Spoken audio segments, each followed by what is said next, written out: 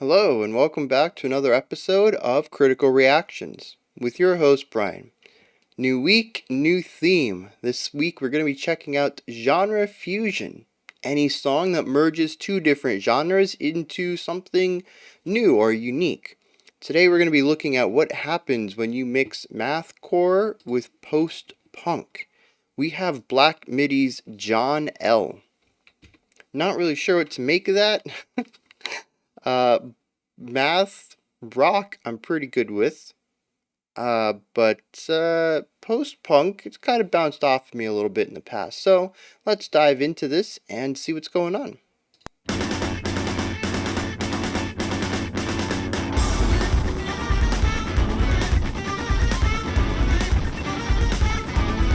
Okay. Very funky.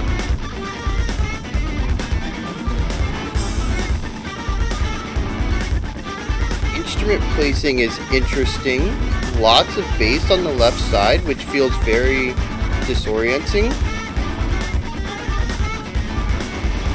Three uncles of old sonny boy, backed only by accordion. 3 rows of pale brunettes protect him from the crowd. And the curtain is a patchwork of imitation vermilion. And a red ball hangs over the throne that has been found.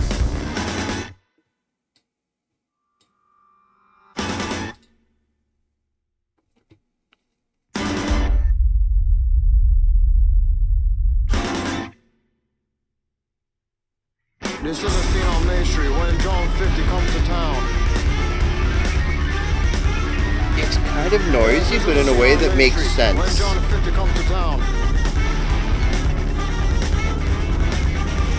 Crowds of every age, creed, and gender are abound. Senior kids sing a skit detailing each attendee's sins. The first-time anteaters lose themselves in the wings. With vigor they scratch red spots, overwhelmed by their king.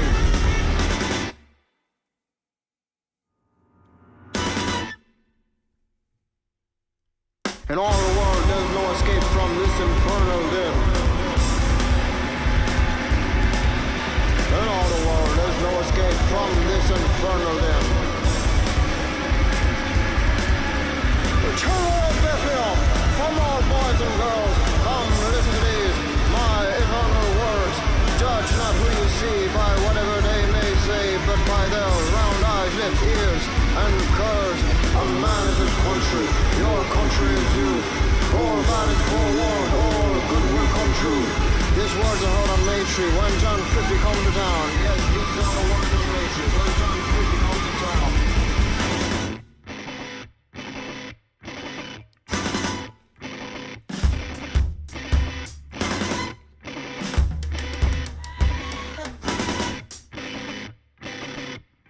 The gargling non-song whips strong into frenzy, and the echoes of his croon. I like the way they introduce this section. No longer pale brunettes are broken in two and thrown to the snouts of the antidote crew. We have an accelerando going on. His soapbox usurped, his bone robe adorns the tree stumps of the earth. No half-driven army will last long before he breeds men who yearn for their own bloody glory.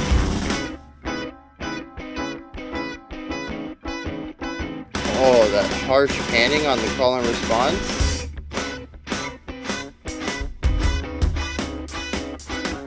Oh man, and it's polyrhythmic too.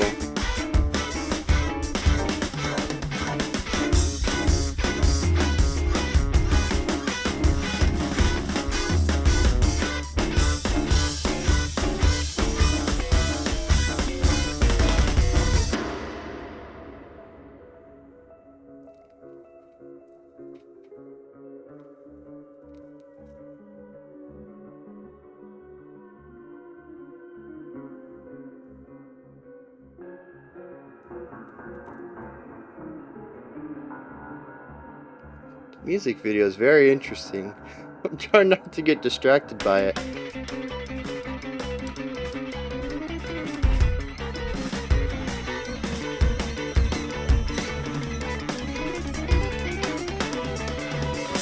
I really like that guitar tone though. Very jazzy.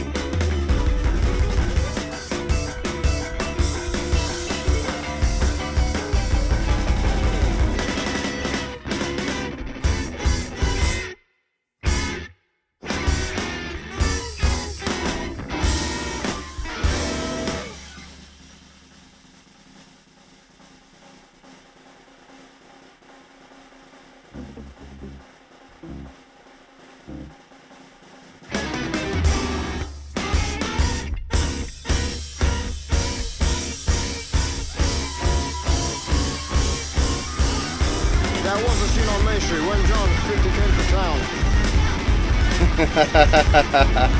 Yes, that was a scene on Main Street Okay. when John 50 came to town.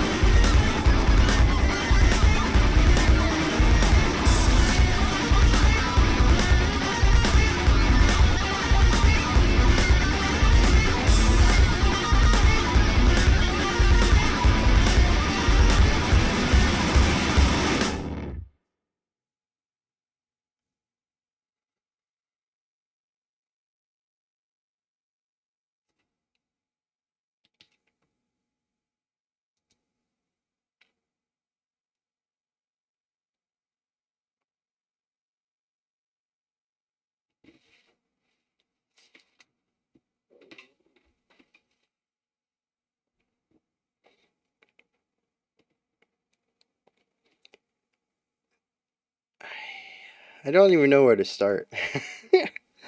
um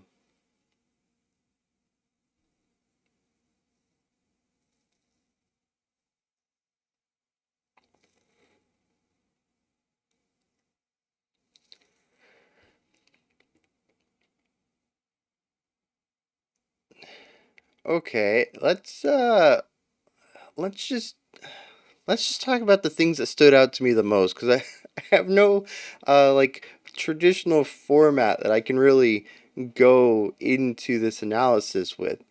Um the song is filled from start to finish with a collection of riffs with varying degrees of interconnectability with each other that come together to form a variety of sections that, on first listen at least, seem chaotic. And not chaotic in the sense that it doesn't go together or that none of the sections or none of the instruments parts connect or flow. They absolutely do. Each section feels cohesive in the sense that they're really kind of doing a lot of different ideas at once. Um,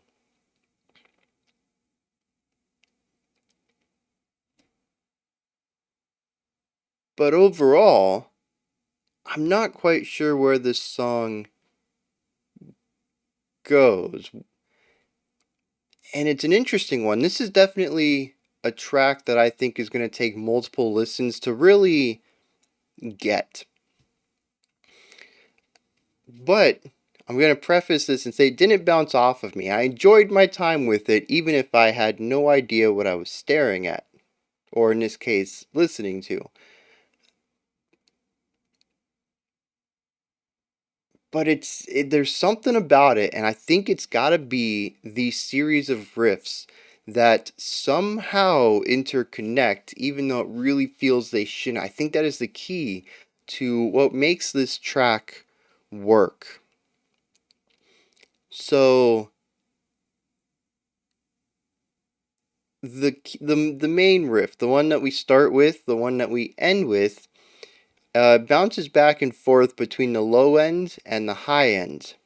There's something going on in the bottom. I mentioned that it was super bass heavy on the left side.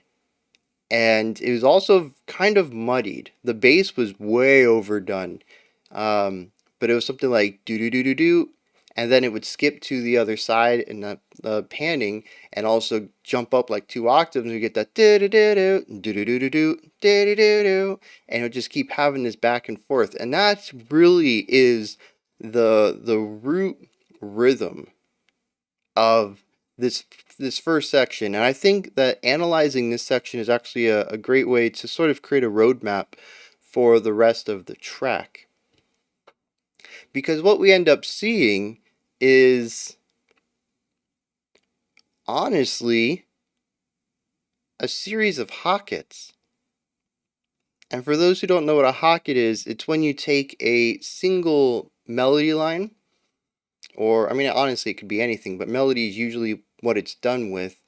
And instead of giving it to a single instrument, you give it to multiple instruments. Now, typically, a hocket is not going to be this widely sectioned. Do do do do do. Do do do do. Yeah, so we have a section of 5 notes and a section of 4 notes. And it creates this split halfway down the middle. Typically, Hockett's will use smaller pockets of notes, usually 1 or 2 or 3, so that our bouncing back and forth between multiple instruments happens more frequently. But I think the gist of it is here. We have a single melodic idea that is played by multiple instruments, and we not only hear the timbre shift, there's also a very harsh pitch shift in the middle where we jump from the lower end to the higher end, and there is also a panning shift where you jump from the left side to the right side. And yes, I know things are mirrored. This is my right though, I promise you. um, so it feels very disjointed because and also we have a momentary shift where we have a a few rests in between the two ideas. So we have a lot of things that are going on that separate these two parts of the melody, even though it is a single melodic riff. It could very easily be given to a single instrument, staying in the same panning, in the same even range. I don't think we would need to jump the 2 octaves necessarily to achieve the same vibe. But they went out of their way to separate these two ideas with as much distance as they could. They separated them spatially in the mix, they separated them spatially in pitch, they separated them temporally by putting rests between them, empty space, silence, and they separated them timbre wise by giving them to do 2 different sets of instruments. In fact, I think the higher pitch, the doo doo doo doo, has a couple of instruments in it because I remember more of a warmer tone, and I remember a harsher tone, almost like going for that shrill kind of, really leaning into a bowed instrument, possibly a violin or a viola, but really putting a lot of pressure into it to get more of that texture out of it that the bow brings to it. Um, but there's also something a little warmer, like a picked guitar, or maybe even still a picked violin. Um, and so I think there's actually 2 instruments there, and for that case, there might be multiple instruments doing the lower end as well, in which case this is a very interesting Hocket because we're looking at separating instrument groups instead of just instruments. Um, but see, the thing is that all of this separation makes it so that it's difficult to hear everything as a unified sound. And knowing that this idea is done with this intent in mind, this raw separation in the middle of a concept, it makes me wonder how much else of this track is designed in that way, just maybe pushing the space or putting more space between the ideas, so much so that it didn't stand out to me as much as this one. That is definitely something I would listen for on a subsequent listen, is trying to find more of these sections that probably could be full on ideas but are separated through several ways, and made it more difficult to hear them as a singular riff and more so as a series of riffs that are placed throughout the track. It could also be that some of these ideas are not separated by 2 degrees, the low and the high, the left and the right. Um, it could be that there's 3 groups of instruments or 3 riffs going on. There's all sorts of ways to further complicate the Hocket. And, it's very possible that I heard this one because they wanted me to hear it. They wanted me to pick up that, oh, this is the legend of the song. This is the key of the song, so to speak. You can't read a map until you've read the legend or the key so that you know what the symbols mean and you know what the distance representations are. How many centimeters is a kilometer, that kind of thing. You can't accurately read a map without a legend, and I think this is the legend for the song. They got they got it in your mind. We have multiple ideas. You have to bring them together to hear what's being represented. And I did that in the first section, but I didn't think to apply it elsewhere. Um, so yeah, I think that's interesting because we do hear a lot of that. But because I didn't pick up on that, what I ended up hearing in other sections or even in parts around this idea in the same section was noise. A bunch of ideas that didn't really work together. I couldn't see the larger picture, so what I heard were just a bunch of separate ideas that were bouncing around and sometimes filling in the silence of other tracks or other instruments. So these guys might play a couple of notes, and then they might play a couple of notes, and they might play a couple of notes, but I didn't see the pattern. I didn't see the bigger picture. I just heard this sporadic jumping around. And that's kind of what a lot of this song felt like to me. There were some moments when I could get into the groove. I think the rhythmic component here is solid. There are very few sections where I wasn't jamming along with it, at least internally. I don't know how much I was moving while listening. I was very intently focused on the track because there's just so much going on. But there was a general groove to most of it. Outside of the transition sections, where they went for those long gaps of silence followed by singular stingers. And we'll get to that. I think it's an interesting way to juxtapose the Hocket style sections, and jumping back and forth between those is a really interesting way to go about crafting a song, a structure of one. Um, but yeah, there's a really strong groove underneath. Sometimes it's the bass, sometimes it's the drums, sometimes it's just the rhythmic component of everything. I can't really nail down what exactly is groovy because the groove jumps between instruments, but the brain somehow can feel the rhythmic component no matter where it is, even if the melodic component seems a bit fragmented. Or at least my brain could do that. The song always felt like it had direction, always felt like it had momentum, even when it felt like it was meandering and I couldn't really figure out what it was trying to say to me. I could still feel that it was pulling me in a direction. And I think this is an interesting track because a lot of the times in the past, when we listen to boundary pushing songs, experimental, avant garde, stuff like that, um, I have a real difficult time figuring out what's being said because, and I actually just got done having this conversation with somebody in the Discord. These types of approaches to composition do so by bending the language of music. And so I come into these songs having a dictionary, so to speak, of what musical terms are and how they are traditionally utilized by said dictionary. And it's like somebody speaks to me and I understand the words. They're just not used in any order that makes any sense to me, and it's because they've rewritten their dictionary, or in some cases, thrown the dictionary out and completely never even learned.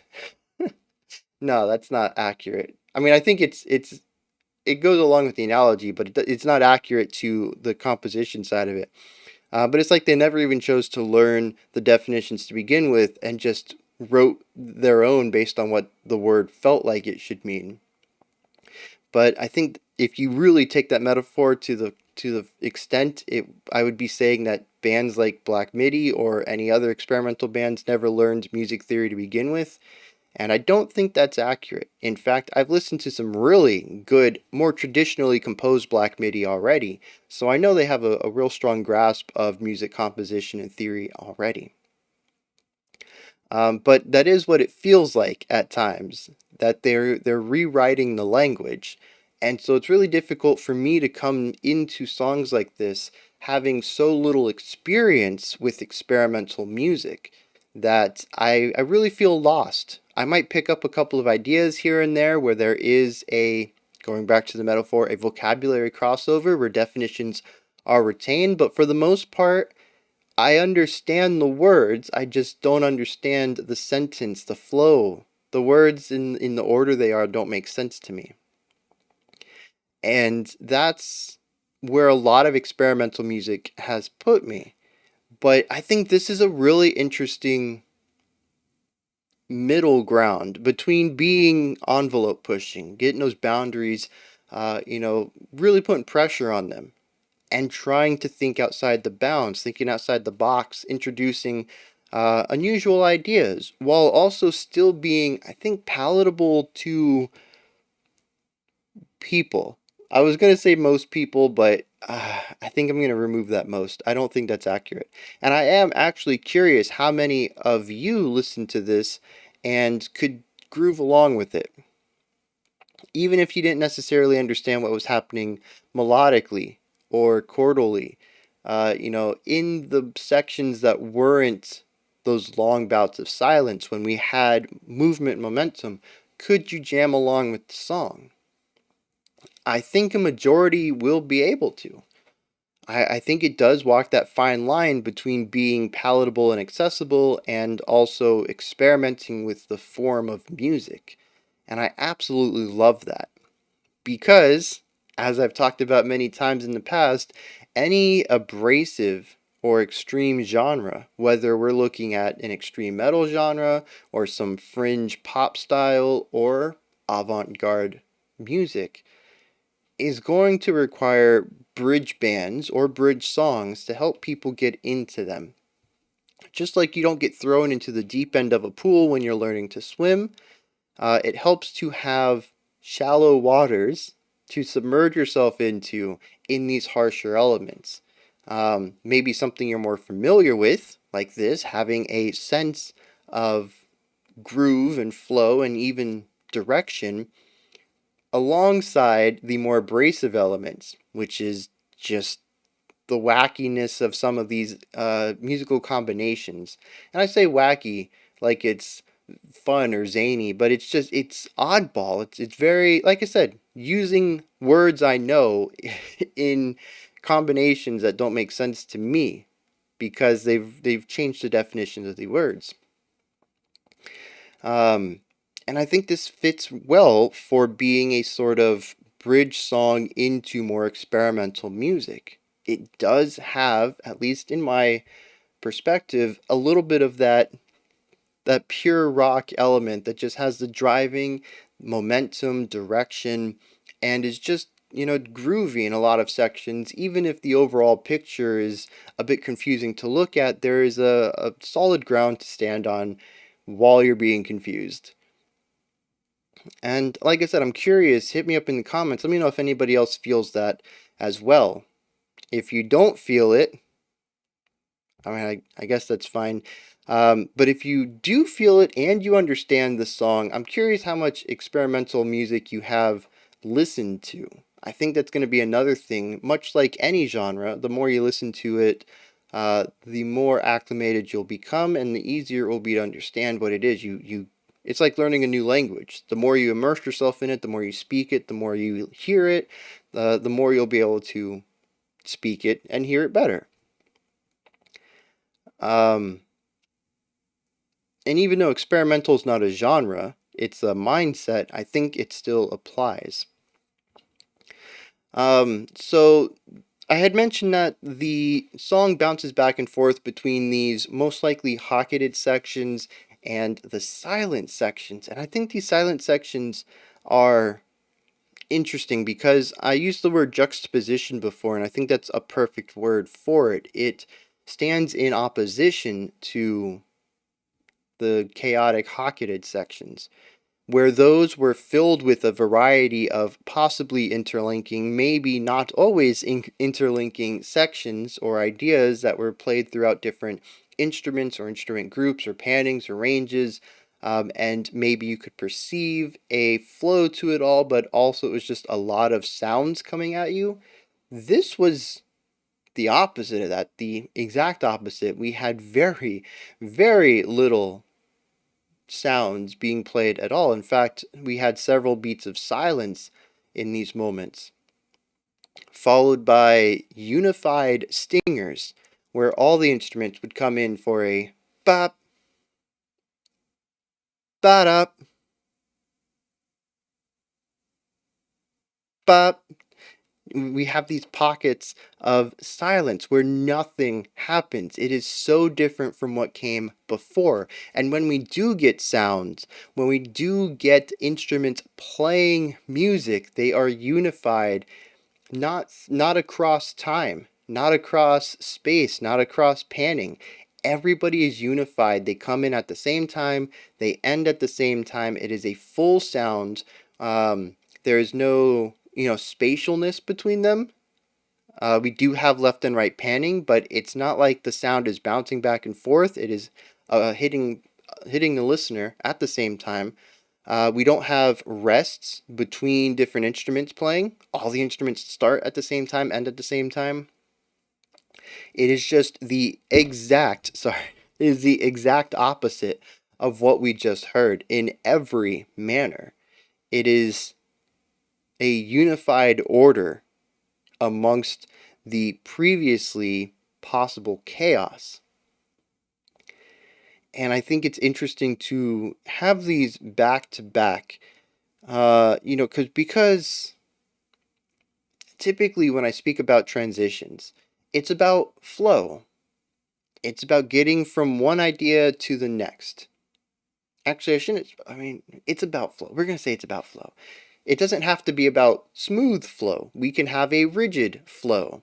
Some bands like to just smash two ideas right up against each other, where beat 4 of the last bar we were doing this, and beat 1 of the next bar we've completely changed our sound, and there's no introduction to it, there's no transition into it. We just went from one to the next.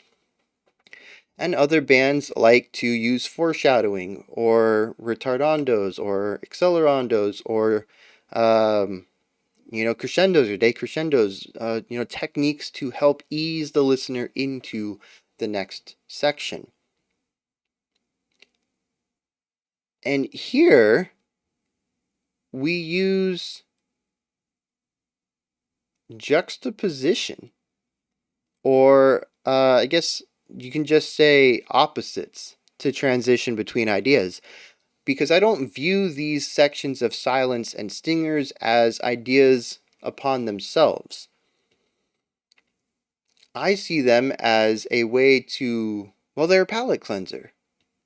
They cleanse your mind of what we just listened to. In fact, there's a ton of silence, so that we're not even replacing the multiple melodic elements or harmonic elements or rhythmic elements. We're not replacing that in the mind. We're trying to cleanse it. We have silence here. But 30 seconds of silence or 20 seconds of silence, however long these sections go, is not great music. So instead, we just use the antithesis of what we've heard. Lots of silence and lots of unity. And then, once you've kind of mentally erased what we just heard, we move into the next section, which is tangentially related to that first one. It's definitely more hocketed ideas. We have space between space. We have space between all of the musical concepts going on. We have possible hockets. It's returned to a bit of a chaotic sound where there's just a lot of noises in different places at different times, at different ranges, from different timbres. And after this, we go to another silence and stingers set. And this pattern does not continue indefinitely. There are some changes to it at the end of the song that I think are an interesting inversion of the pattern we've created so far, but I think it works, at least for the first 60% of the track, is that it's a transition not through flow. It's a transition through palate cleansing. It's no different than going to a food tasting event and having palate cleansers to remove the last flavor you had from your tongue so that you can taste the next dish or wine or whatever without having any of that flavor memory, if you will. And I think that's what's going on here. Now, having said that, I don't know what it means. Once again, I see the order of the words, and I can tell you, oh, this word's new definition is this, and maybe this word's new definition is this, and this word's getting used the same way as it was before. But the sentence still doesn't make sense to me. It's still a series of words, and I can see the individual pieces of the sentence being made up. I can see the elements of the music and how they might be being utilized in a new light. I just explained some of this, in fact, but I don't feel the theme. I don't feel the journey. If you've ever looked at a work of art and you can tell that it's supposed to be powerful, maybe people are walking away from it with held breath, right? Maybe at a museum or something. And you can tell that it's a lot of work went into it, but it just isn't speaking to you. That's what's happening here. I can see that this is genre bound or boundary pushing.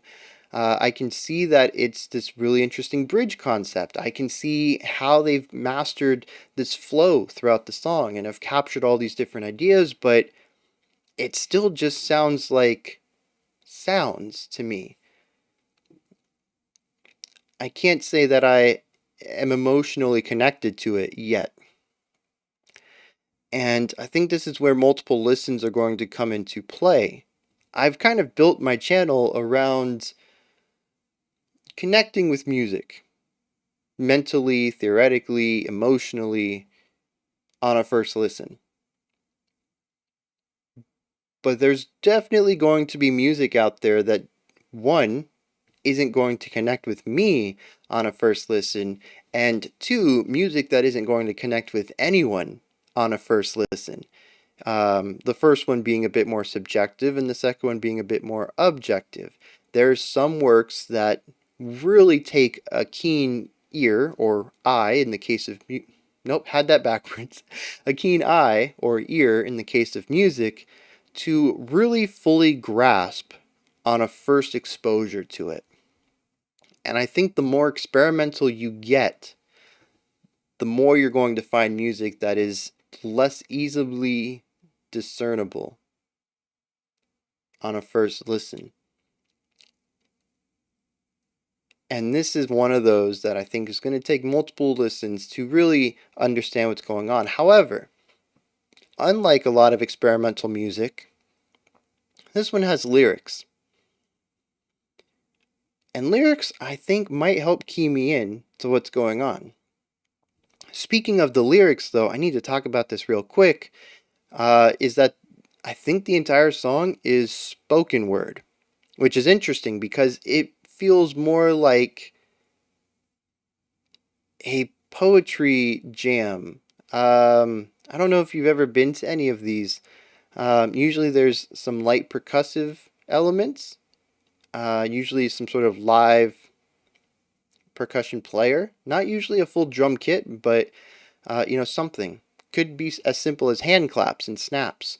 And it provides sort of this atmospheric, almost meditative element that goes along with the spoken poetry.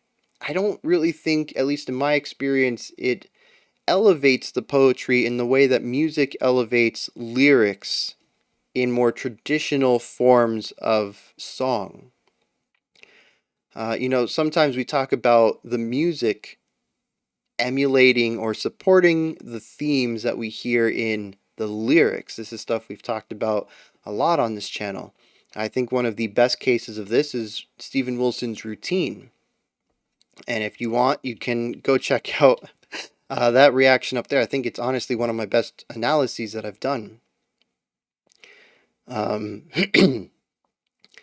But in the case of spoken poetry, it's not so much there to elevate the music or to line up with themes, but just to create a meditative component. The poetry is going to be constantly moving, constantly driving.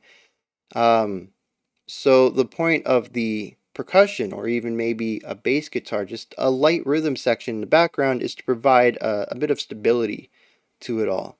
Something that you can hone in on that's static.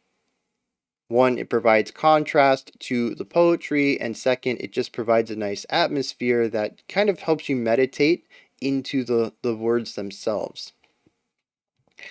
And I kind of get the opposite vibe here, which is interesting, where the spoken word feels like it's the static element. It provides the grounding to the song, especially given its lower pitch.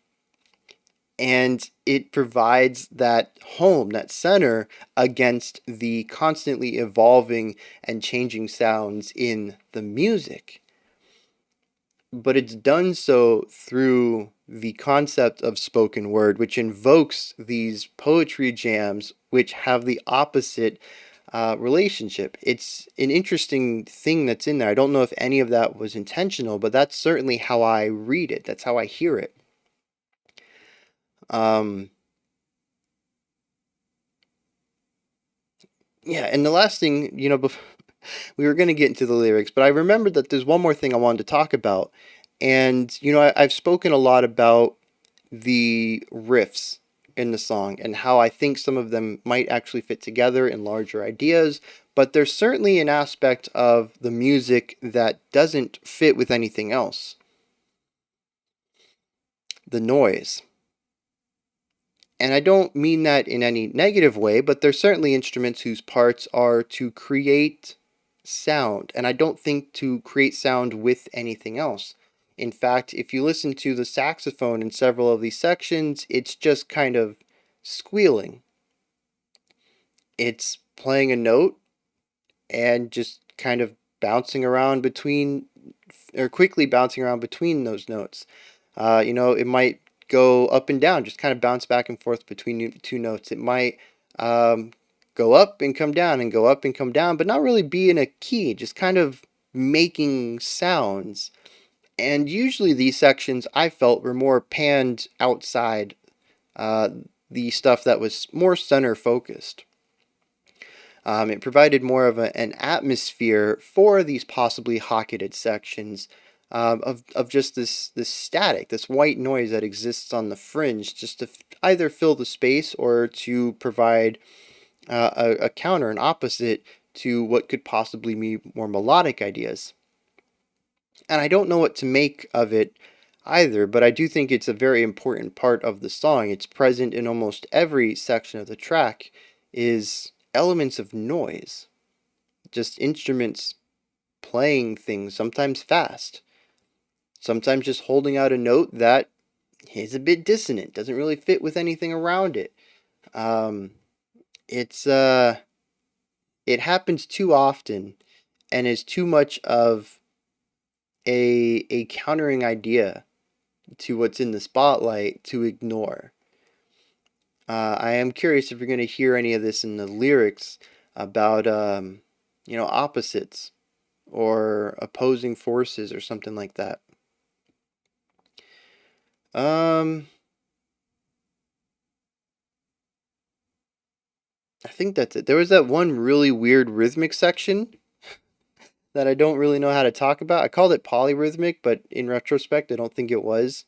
I think it was just a really strange rhythm where we had a shifting downbeat or a shifting emphasized beat. I think it was a dotted note, which means that we would emphasize a downbeat and then an offbeat and then a downbeat and then an offbeat.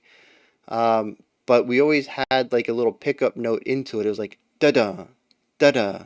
That first note doesn't really line up on the emphasized one. It just sort of exists prior to it in some quick reference. And we did that for like 40 seconds or something. And it was just this really weird way of shifting the stuttering beat around the bar. And I don't really know what that was about, but it definitely had, like I said, this stuttering, this and that might have been around the time that the world was shaking and the dancers were looked like they were confused or on an earthquake or something. So musically, I mean, it kind of fit with what was going on there. But along with the music, though, it feels like this isolated section. Yeah, I like I said, I don't really know what to make of the song. I didn't really connect with it in any way other than being able to analyze each of these individual sections. So, I mean, I guess we're just going to get into the lyrics here and see what happens. I honestly have no idea what I'm in store for. And having some difficulty finding these. All right, we're going to jump cut this and I'll be right back. All right, so we got these now. It says 3 encores of Oh Sonny Boy, backed only by accordion. 3 rows of pale brunettes protect him from the crowd, and the curtain is a patchwork of imitation vermilion, and a red bulb hangs over the throne that has been found. That's the entirety of the verse.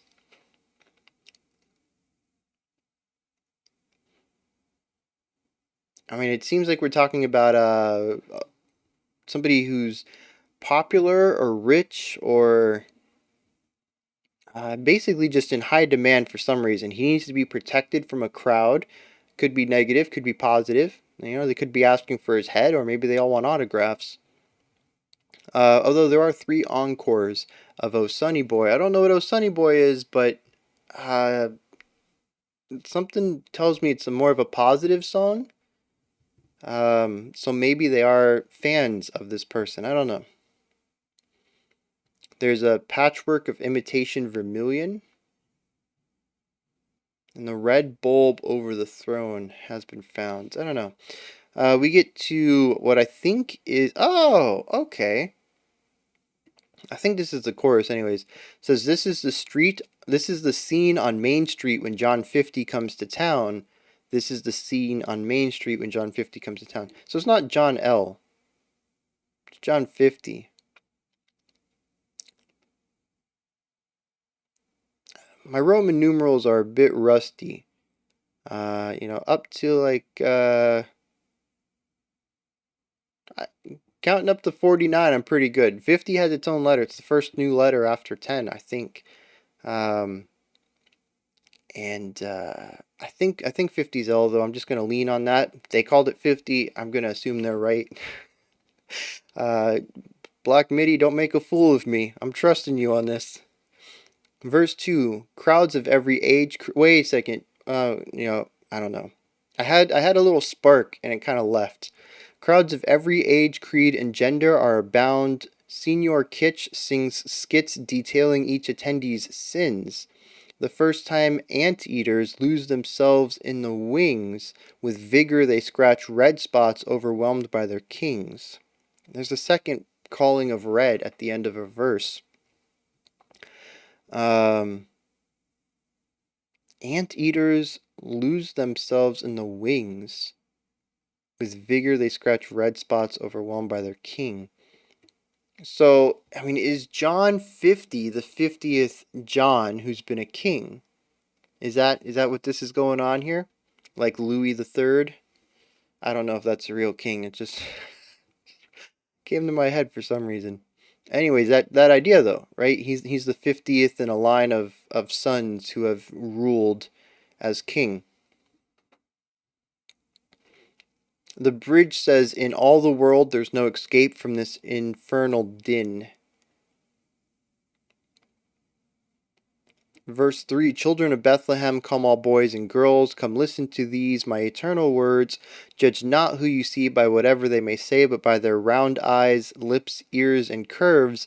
A man is his country, your country is you. All bad is forewarned, all good will come true. These were the words heard on Main Street when John 50 comes to town. So this is John's message to his people.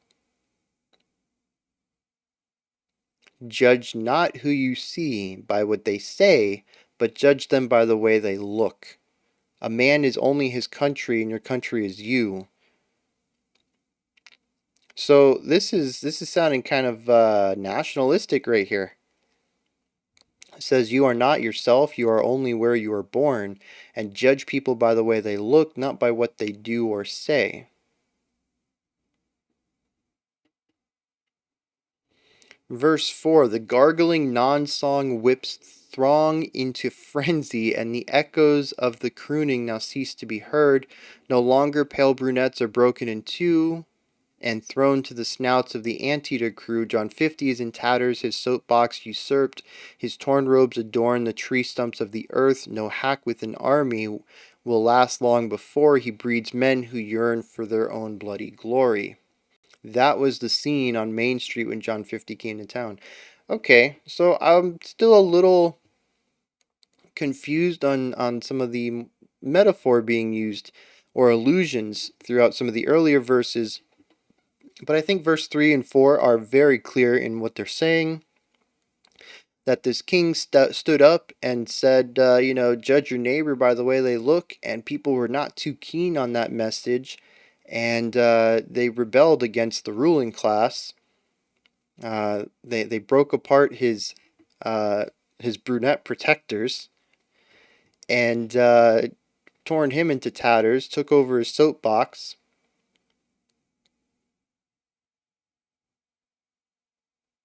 Interesting. But there's this line here at the end that kind of feels foreshadowy. He says, "No hack with an army will last long before he breeds men who yearn for their own bloody glory." Hmm.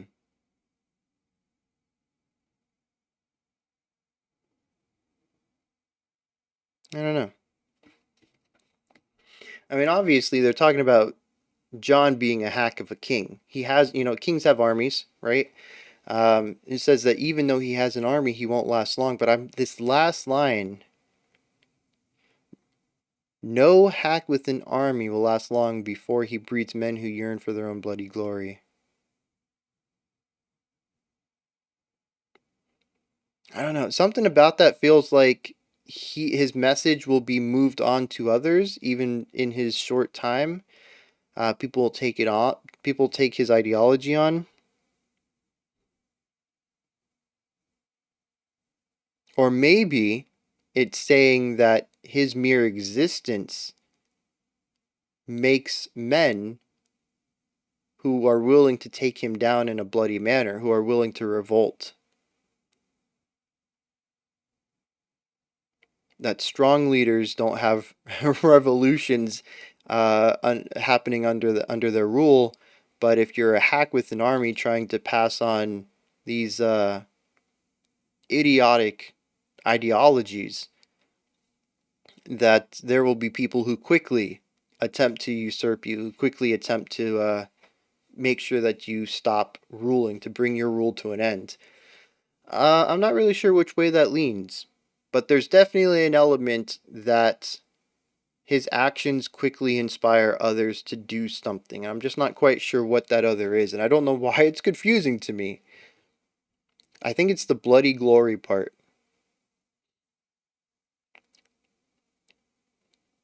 I don't know. But yeah, like I said, I think this is fairly straightforward. Um, it's about a ruler who says, judge those around you by the way they look, and then people are like, nope, this guy's going to the guillotine. And there's a bit of a revolution there in verse 4.